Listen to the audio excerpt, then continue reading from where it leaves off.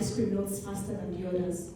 Imagine biting into a scoop of delicious ice cream, only for it to turn into a melting mess before you can actually enjoy it. We've all been there, right? Disappointed by an ice cream that cannot even hold its own form.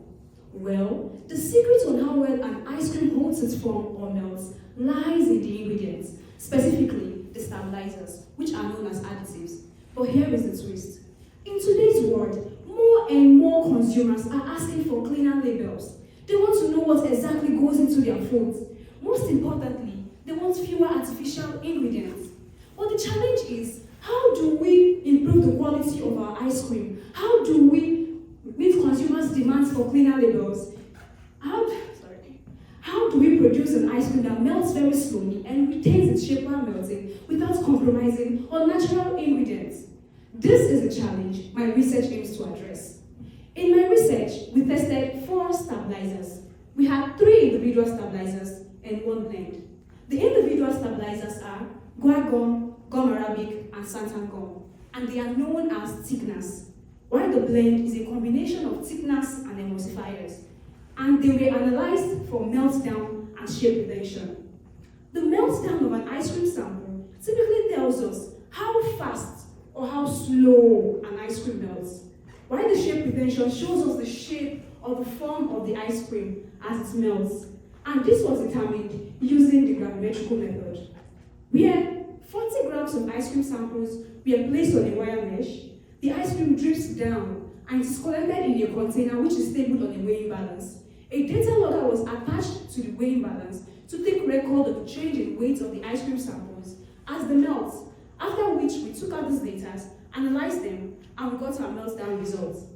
For the shape retention, we stapled a camera to take pictures of these ice cream samples as they melt, after which we analyzed the images to get the shape retention. After the experiment, we realized that for all the samples tested, the higher the stabilizer concentration, the better the meltdown and shape retention. But here is the highlights. For the blend sample, even at very little concentration, it outperformed the individual stabilizers. It had better meltdown and retained over 70% of its shape. In conclusion, we might not be able to meet up with consumers' demand for 100% cleaner labels, but we can at least meet these consumers halfway by making use of blend of these stabilizers at very little concentrations. That way, it's a win for the ice cream manufacturers and also a win for you, the consumers. Thank you. Look at this image. Now imagine the overwhelming, intense, anxiety-inducing thoughts when having to speak to someone. What are they going to think about what I have to say? Are they being sarcastic? Why is it taking them so long to reply back? How do I reply to this message? Reality is, the way people communicate has changed in recent years. Texting has increased in the use for first initial texts in romantic and non-romantic context. And smartphone use has increased across the globe 5-fold from 2010 to 2020. Individuals with autism spectrum disorders and other social communication challenges often report feeling stress and anxiety when speaking face-to-face or over the phone interactions. But how do we know what works when texting? There are models on how we communicate successfully and the patterns we use in spoken communications. However, there are currently no valid models for how we engage in texting. This is even despite the increase in texting in most recent years. So the purpose of my research is to investigate the ecologically valid or real-world initial texts of people. I want to know, how do people text across different social scenarios? To complete this study, 105 texts were analyzed using conversation analysis, where an unmotivated looking is completed until we notice patterns emerging. Because a person's autistic traits is important and might influence their texting, this was also assessed in my research. We found 13 participants with low traits of autism and 10 participants with high traits. Across the use, we noticed 4 things: an intro, a greeting, a body, and a closing. It was so interesting. We also found 47 emojis were used. Facial emojis were significantly used by lower trait individuals, whereas non-facial emojis were equally used among both groups. We also found that informal language was significantly used by higher trait individuals. So, we know that texts are the future on how we communicate with individuals. So let's use these research findings to send texts for success. Thank you. Imagine you're running the New York City Marathon. You're coming down the home stretch, fighting with every step.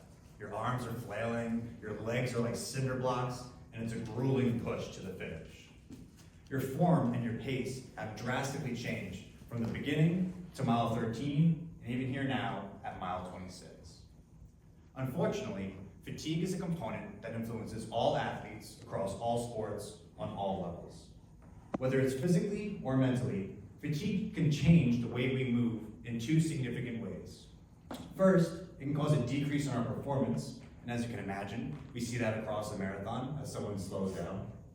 And secondly, it can cause an increase in risk for injury, where as we see our form start to break down, we're more concerned with just finishing the task and not necessarily doing it correctly or safely. Currently, sports scientists who study fatigue only look at it from a fresh state to a fatigued state. The current literature misses a lot of what's happening in the middle as we see this onset of fatigue. This is where my dissertation work looks to investigate. We brought in individuals and put them through a fatiguing protocol and actually monitored them during this fatiguing task. That way we could compare information not only from when they were fresh to when they were tired, but as they went through these levels of fatigue, and we saw a slow breakdown in their form. We're able to take that information of how and when their form breaks down, and then implement interventions to help revert them back to proper form as they become tired. For example, some people were struggling to get their hips up. Some people were struggling to maintain good arm form. Some people had bad balance or heavy legs. If you're an individual who came into the lab and experienced really heavy legs, we would give you cues such as land softly, be light on your feet. That way, as you're becoming tired and as your fatigue level rises, you have this reminder to go back to your proper form. With that one in particular, with that soft landing or that light on your feet, that lessens the impact every time you take those steps, which can decrease that wear and tear on your lower body.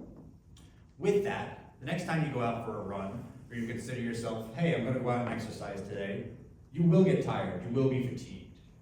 As that form starts to break down, you might think to yourself, okay, you know what, I just wanna get this over with, I'll just bang out this last rep, or I'll just hammer this last mile home, it's not that big of a deal. But it does, it could have serious implications. The choice you make, whether reverting back to that proper form, or just trying to get the task done, can be the difference between watching the race at home, or being able to compete and show up on race day and take home that finisher's medal. Thank you.